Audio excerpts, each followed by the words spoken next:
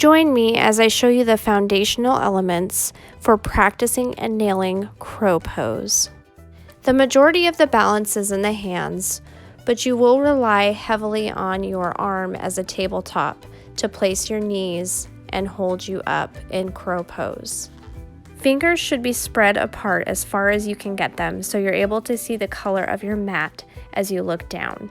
Your weight will be distributed between the lower palm and the index and middle knuckles. You'll then imagine your two hands as suction cups, suctioning the mat away from the earth to help you with stability. Imagine hollowing out your abs with an ice cream scoop.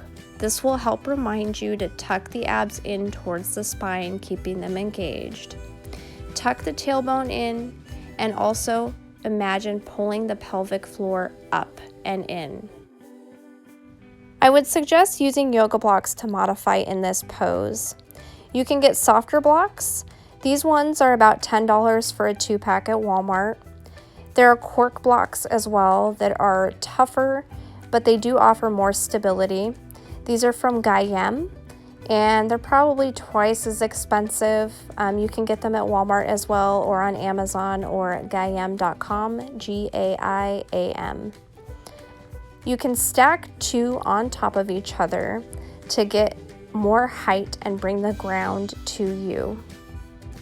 Doing some drills really helps to get the feel for the pose, resting your head on the blocks and playing with positioning the hands, spreading the fingers apart, like I mentioned before, so you can kind of understand where the placement needs to be.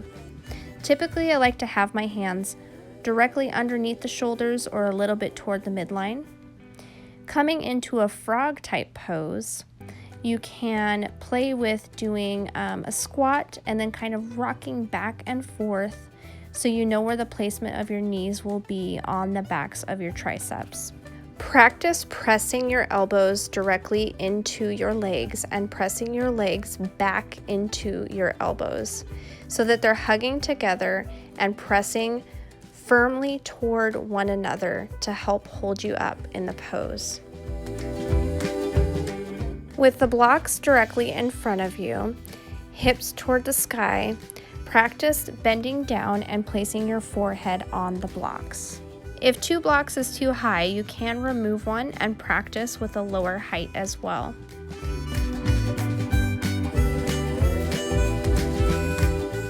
Angling the elbows so that you have a tabletop with your triceps.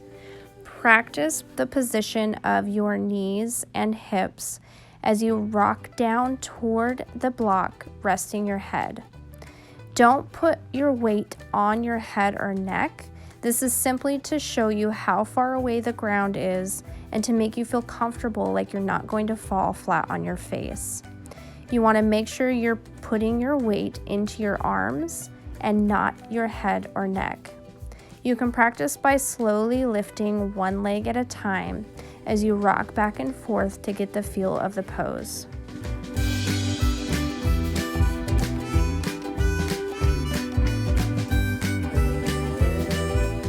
If the height of one block is too scary, you can add a second block.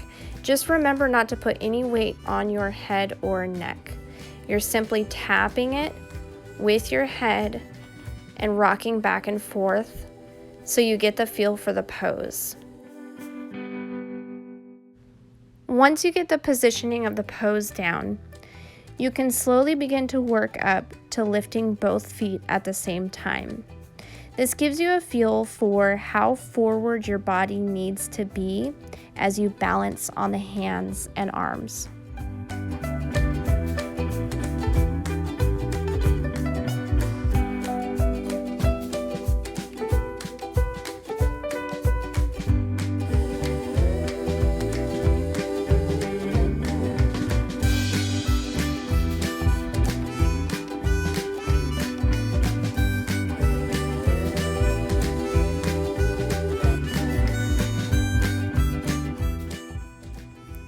You can play with the height of the blocks. 2 is a little bit safer because it's right there as you lift both of your feet up. If you're having trouble getting your knees in position on your arms initially, you can also put a block underneath your feet so that you're propped up higher coming into the pose.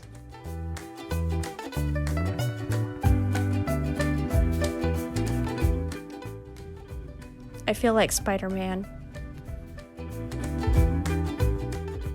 When doing this, you can also place a second block underneath your head and just practice sitting here for a while.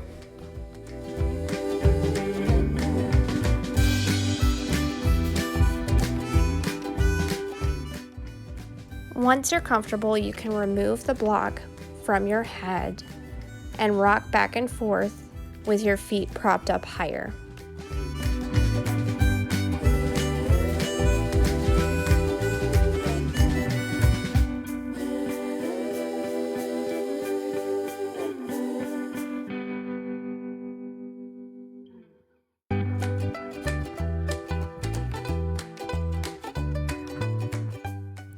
The nice thing about blocks is that they're versatile and they have 3 different heights.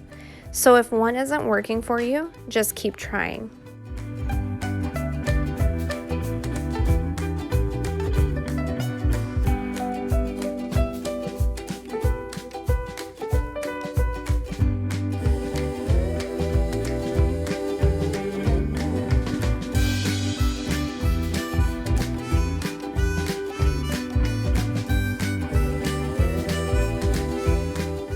If your wrists get sore, you can always clasp your hands together and do figure 8 motions and shake them out.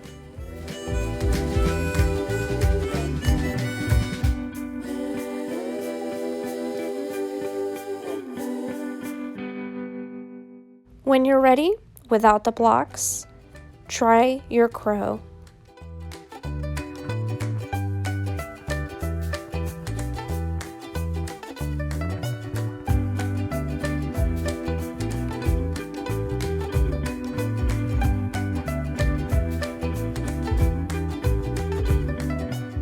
My final important tip, don't forget to breathe. Thank you for watching. Namaste. Your little ones can yoga with you too. This is Lane. He's 4 years old, and he's always on my mat. We enjoy time together, and he surprises me because he watches what I do, and he implements it and has a practice of his own. Just like here, he actually uses the blocks and does his own crow. I was so surprised.